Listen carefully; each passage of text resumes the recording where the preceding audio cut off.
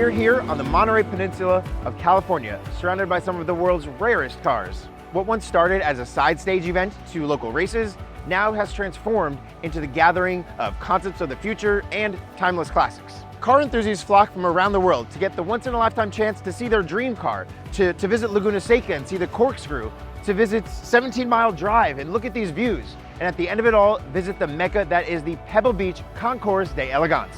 This is Car Week. We're here to kick things off at the Pebble Beach Tour de Elegance. This is very important because the drivers have something to prove here, that their cars are actually roadworthy. This is important because this can help them gain an upper hand in Sunday's competition. This year's route is taking a slightly different direction due to local wildfires. Before anything happens, let's go ahead and get inside, chat with some of the drivers, see some of the cool cars, and hopefully be a part of the cruise ourselves.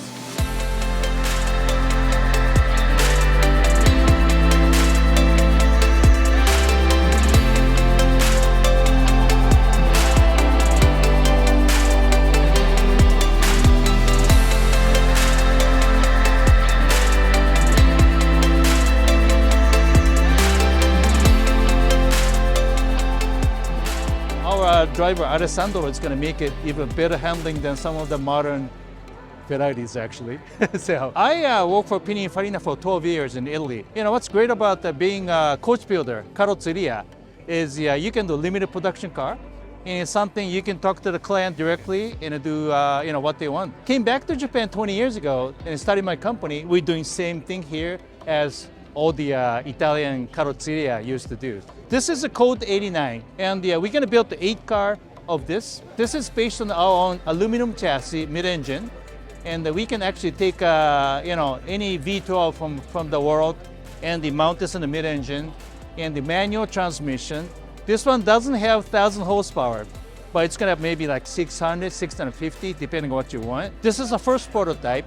The second car is going to be a dry carbon fiber. It's going to be light, less than 1,300 kilo of the weight. Car design, in my view, is getting so complicated in many ways, and dishonest. Grill actually is not a grill. It's just a fake grill. Metal, made of plastic. A lot of things actually are very dishonest. So in my view, design has to be simple so you can remember, and has to be very honest to the materials and what it is. So this is a little bit of my message as a designer to the whole world, that maybe car design should be a little more simple. That's why we call this 1989 kind of memory, when Japanese car industry and the Italian car industry used to make a great simple cars. All these cars are created as a brand new 50, 60, 70 years ago and 100 years ago, but we can't stop here. We gotta continue creating something new, innovative for the future of concours. So this, I think, is one of the maybe candidates for the future Concours d'Elegance.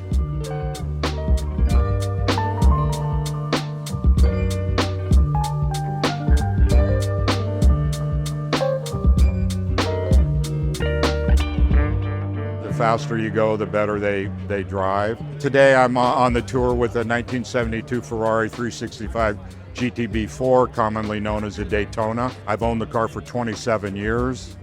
I restored the car myself. I painted it 22 years ago. It's just one of my favorite cars I've had. This is my 48th consecutive year at Pebble Beach. Well, Daytonas are pretty special. They've got a big 4.4 liter V12 up front. They're a pretty heavy car, and it's just been one of my all-time favorite cars, styling-wise. Ferrari's made an homage to them in the recent 12 Cylindri. It's an iconic Ferrari design, and I think this is the first year that a Daytona coupe will be competing in the Grand Touring class at Pebble Beach, so I'm kind of excited about that.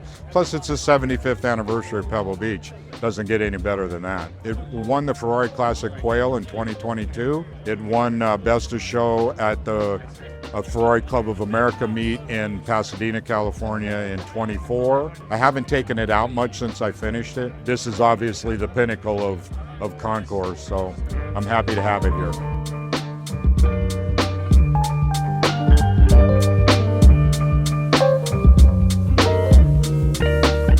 They made 3 of them for the 24-hour Le Mans as backup cars. This is a 1951 Jaguar XK 120. It was called Silverstone.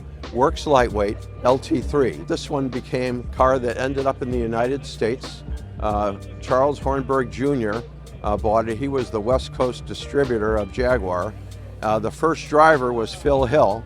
Phil Hill drove it the first 4 races at the Pebble Beach Road races in '52, finished 5th and 2nd in class. So it's a 3.4 liter engine. It's 210 horsepower. It's the original color combination, matching number transmission and details, the same things the way it was built. The cooling was added over the years because it had a tendency to overheat. So it's got an improved radiator but that was period. So the car is very special to us. We're Jaguar collectors, and we've owned it since '23. I just finished restoring it last week. We're lined up here for the Tour de Elegance. It's an opportunity to drive the cars and let people see them in operation. And actually, the owner just before us is going to be here as well. Long history. There were 7 owners. We're the 7th, and 5 of them lived in the same town that we're from, which is St. Louis.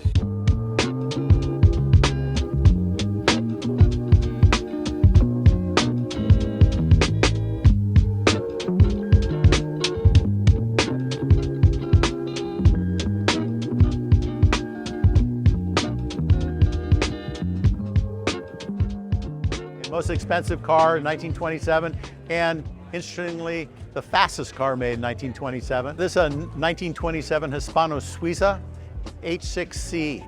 It's a 8-liter overhead cam, 6-cylinder engine. It's a great car because it's never been restored, which is, once you take a car apart, they never drive as nice. It's interesting because it has a fabric body, which they did to reduce weight. Mostly common on Bentleys, but Hispano did it also. It's also interesting because it had access to the inside of it, so you can work on your parts easier. Originally it was a Roadster, and a year after it was bought, it got in a small accident in the back and they replaced the body with this gurney nutting. They incorporated the original parts, the original Roadster fenders, original windshield, original toolbox, and spare tires. But if you noticed, it's very close coupled. Makes a car, it gives a sensation of speed even when it's just sitting still. It's a great car, and had it for about 6 years, came out of Germany. It's a flying stork, and Hispano-Suiza did this after a leading French ace. That was the sign on the side of his airplane. Just like Ferrari Prancing Horse was on the side of a Italian ace's plane. So Hispano-Suiza is very interesting. It was a Swiss engineer working for a Spanish company, and the cars were made in France. They're doing this to make more people want to actually drive the cars instead of have them be trailer queens. Because there's no fun if you take a car, push it out of the trailer, push it back on the trailer. It's not a car anymore, right? It's art. These aren't art. These are cars, utilitarian objects.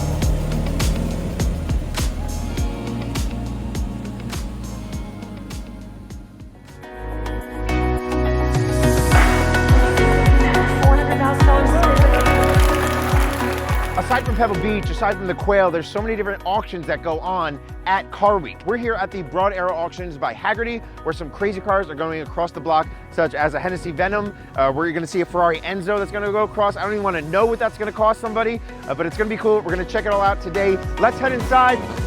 Let's head inside and see some of these cars.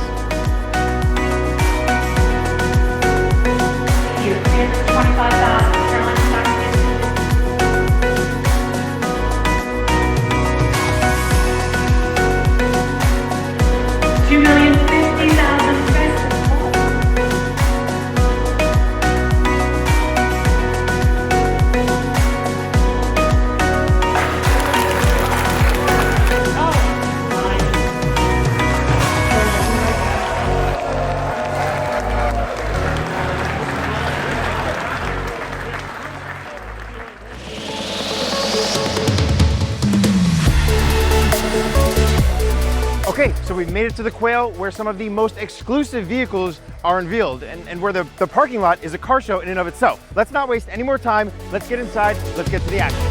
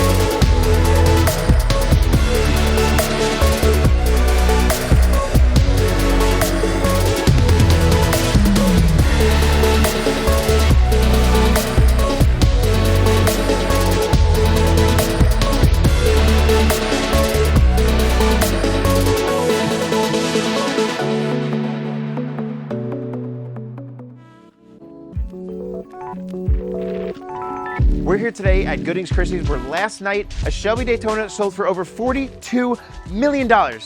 Congratulations to that owner and that seller. Will anything reach that point today?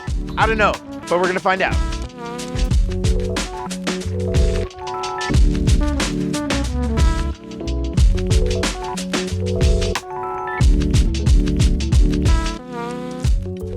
Hi, I'm Oliver Camlin from Gooding Christie's. I'm our Managing Director for Europe and the Middle East. And I'm very pleased to welcome you here in Pebble Beach, one of our flagship auctions. It's our 22nd auction here as the official partner of the Pebble Beach Concours of Elegance. Amongst all of the craziness that we're witnessing in the moment in the market with modern supercars and hypercars, it's fantastic for us to see that great cars of the 60s with exceptional provenance and a great racing history are still able to fetch world records and surpass estimates by sometimes 2 times almost, like a fantastic 1964 Shelby Cobra Daytona we have right behind me. What a lot of car for the money. One of the last auctions to take place this weekend is the RM Sotheby's auction, and they might have just saved the best for last. I'm sure you've seen the F1 GTR pop art car.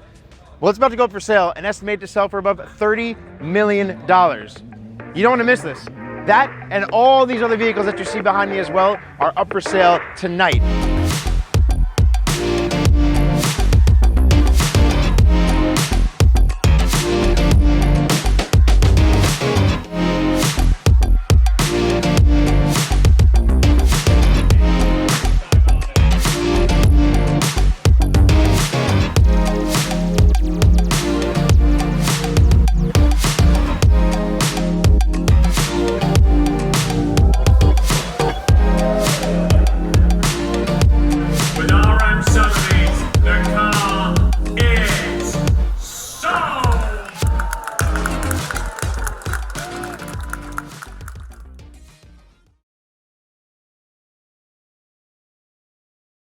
Since 1998, Classic Driver is the place online to find iconic classics like an Aston Martin DB5 or modern sports cars like the latest Porsche GT3 RS. So if you're thinking of buying a new car for your collection or selling, head over to Classic Driver.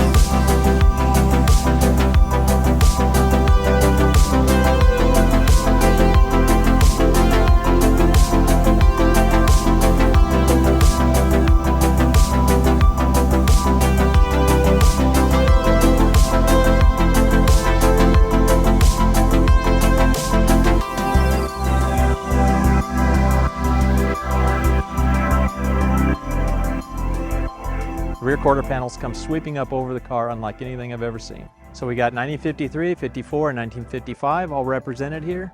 One-off cars built on the Alfa 1900 chassis with special bodies. B.A.T 7 here still has one of the lowest coefficient of frictions of any car ever made, all produced for aerodynamics by aircraft engineers. Aerodynamics wasn't a thing with race cars at the time, so it was all brand new for the car industry to build that into the design. Besides, they look like they should be on the Jetsons. That's about it. Like I said, they're just standard cars for Alfa-Romeo and with beautiful bodies put on top. It's amazing that these cars are the poster child for the Concours poster of this year, 2026. Beautiful cars for a beautiful setting.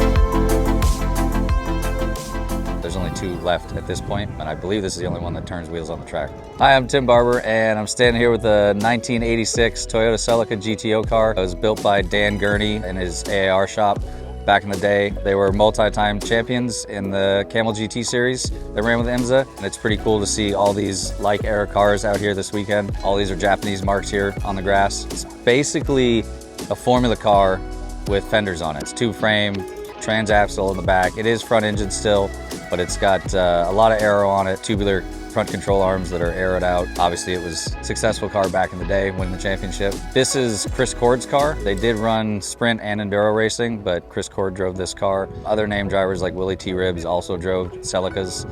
There was 3 in existence originally. There's only 2 left at this point. We ran this Toyota Celica at the Rolex reunion this weekend, and it's pretty cool to see it come from the track right over the concourse.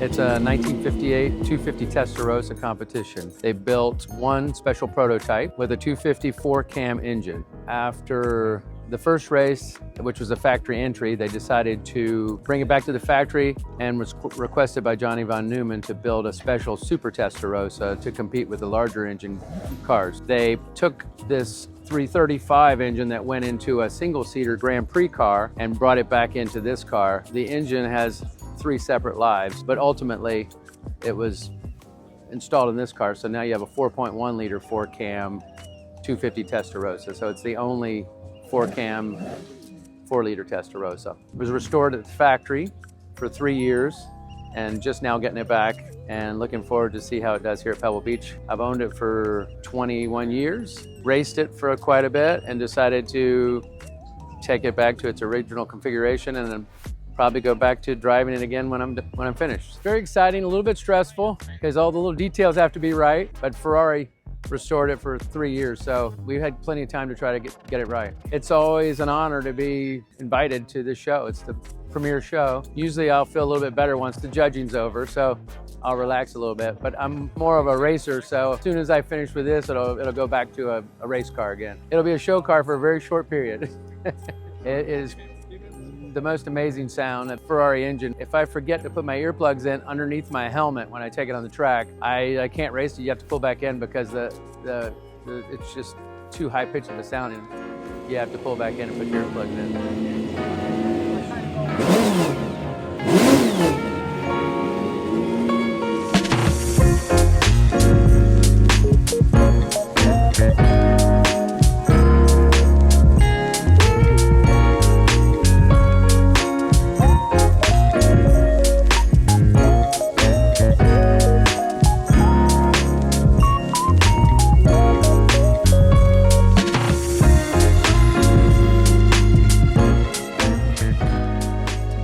Holy grail of car collecting. Has been the most expensive car in auction sold. This probably is still the top 5. I'm David S.K. Lee. What I have brought to Concours d'Elegance is the 1962 250 GTO. Its white color was commissioned by John Combs, and the only white color that out of the 36 that the Enzo Ferrari did. I bought it in January from the Mecum auction. We began quickly a refurbishment. It's not a restoration because we would not have time to, but we did do a lot of things to it. It's almost like a restoration if you've seen it. It's an amazing car, wonderful. We drove it at the Tour de Elegance on Thursday, ran super well. It's just an epic car in itself, right? It's a holy grail of car collecting. It's a car that you can drive to the racetrack, race, and win, you know, and then drive home afterwards. And a lot of young people may not understand this, and I hope to influence through my channels too about the importance of Pebble Beach. You know, a lot of times, you know, you see the different kind of the newer cars and in the various car shows.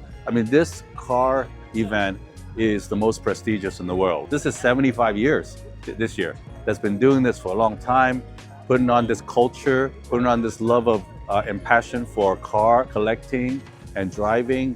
It has provenance, has legacy. I believe there was more than 2,000 entries wanting to come in here. They only picked 200. Being able to make the cut to be here at the most important event, a car event of the year in the world, is so just it's a bucket list. It's an honor that I was able to achieve in this life. I'm so proud of the car.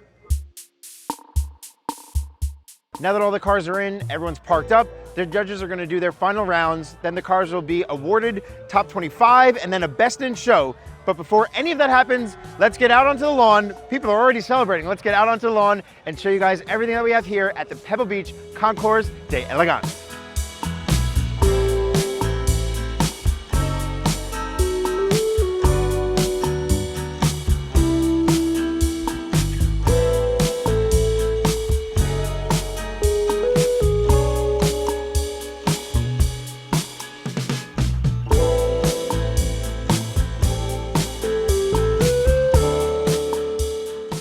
Well, everybody likes it. I mean, they go, that's a Maserati.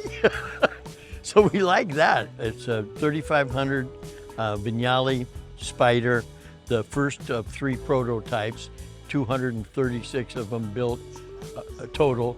And it's the first one, so quite different. Vignale was the coach builder and designer.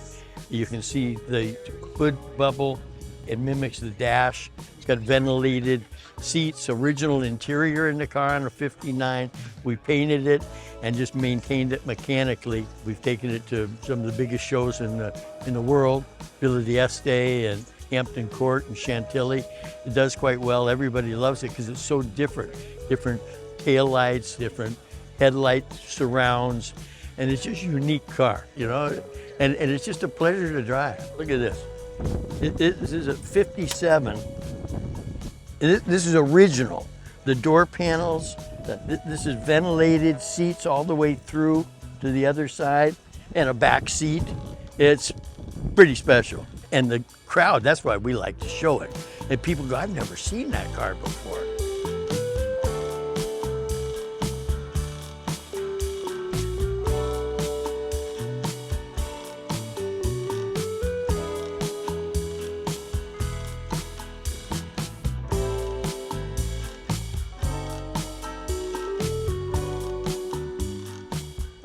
At one point, the car was used as a tow vehicle, believe it or not. Hi, my name's Tim Bear. I'm with the Revs Institute out of Naples, Florida, and we're here at Pebble Beach today with our 1938 Alfa-Romeo 8-seat 2900. The actual color of the car is called Fumo Lamonda, translated into London Fog. The car premiered in 1938 at the Paris Studio Show. It was the featured car at the event there. Changed hands several times from there. 1947, the car was entered in Mig Emilia and won the race that year, ahead of the rest of the field by 16 minutes. In 1952, the gentleman that had the car actually took the engine out of it because it was starting to get tired from that point, and he was a racer, and he actually used it as a tow truck for tow vehicles for his race car. Luckily, when the car was found in 1966, all the bits and pieces were still with the car, and the gentleman that bought it at that time acquired all those pieces. From there, it kind of changed hands several times. Kind of lost track of it over the years. In 1966, it was rediscovered. They did a restoration on it at that time. It wasn't correct.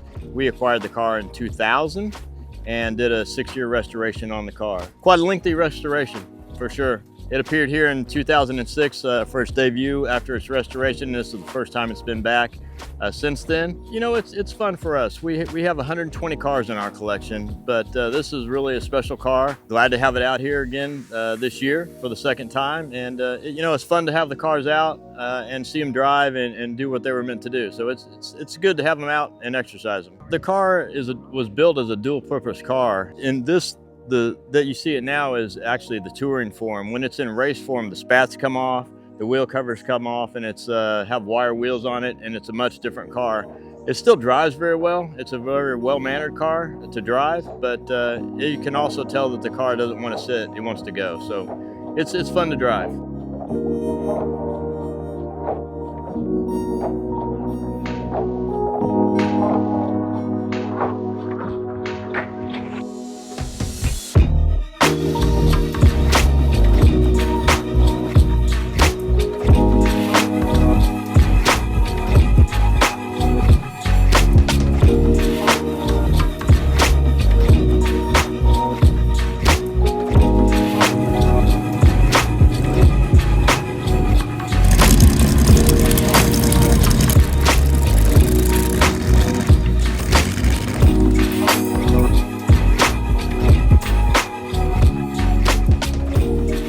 Looking at these cars, examining them, sharing them with their owners is something that's very, very special to me. I am Donald Osborne, and this year at the 2026 Pebble Beach Concours d'Elegance, the 75th anniversary Pebble Beach d'Elegance, I had the privilege of judging Class N, non-Ferrari Vignale, and it's a special celebration of the Carrozzeria Vignale, and it's something that's very near and dear to my heart. I love custom Italian coachwork. I have judged here at the Pebble Beach Concours d'Elegance for 4 years now. I have shown cars here 7 times and have come as a patron to the concours since 1994.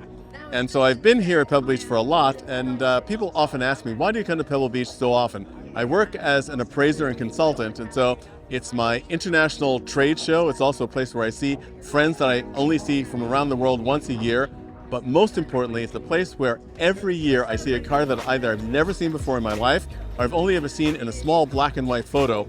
And all of a sudden I feel like I'm an 8-year-old boy discovering cars for the first time again. Being a judge is also fascinating because after having shown cars, as I put it, I went from being the anvil to the hammer. It's very interesting. I have a new respect for what it takes to judge cars here at the Pebble Beach Concours d'Elegance, because of course these are some of the best cars on the planet. And as a judge, you want to look at a car and see what you like about it. It's not finding faults in a car. Every car starts at 100 points, and you think, what is it about this car that makes it stand out among its peers in the class? And that's really how the judging is done. And ultimately, however, it's emotion. Very often we find as judges that the score sheet simply reflects what we felt in our heart and our gut when we first saw the car. And it's a privilege.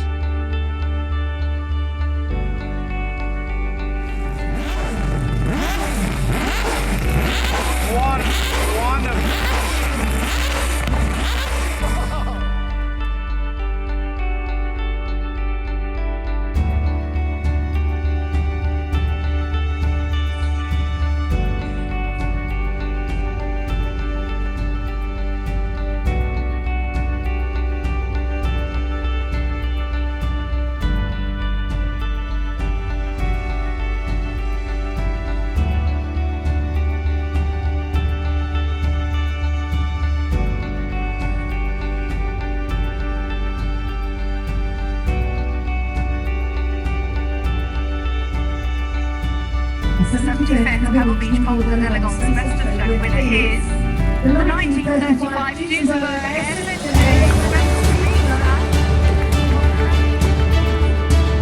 This is the most special car event you can have in the world. There's not even a close second. It was special because I knew the gentleman that owned it. I knew him for 40 years, and he was just a true car purist, and he loved cars and he collected cars. He actually bought it for $12,000 in the 1960s. The history of this car is phenomenal. It was built and owned by Clark Gable. He enjoyed great cars. He had other Duesenbergs, other Packards, and we found some of the original black paint.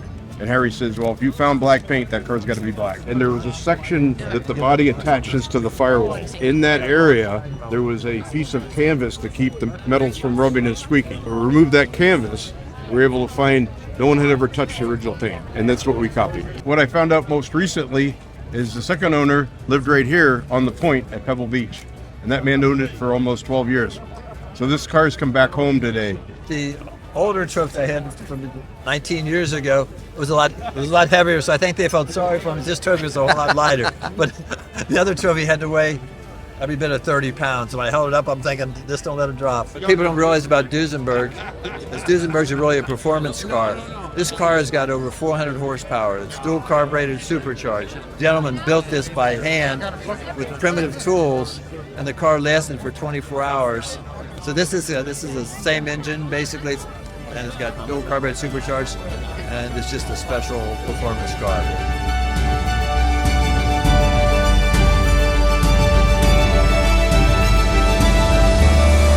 This was my first Monterey Car Week, and it sure did not disappoint. It was everything I imagined and then some.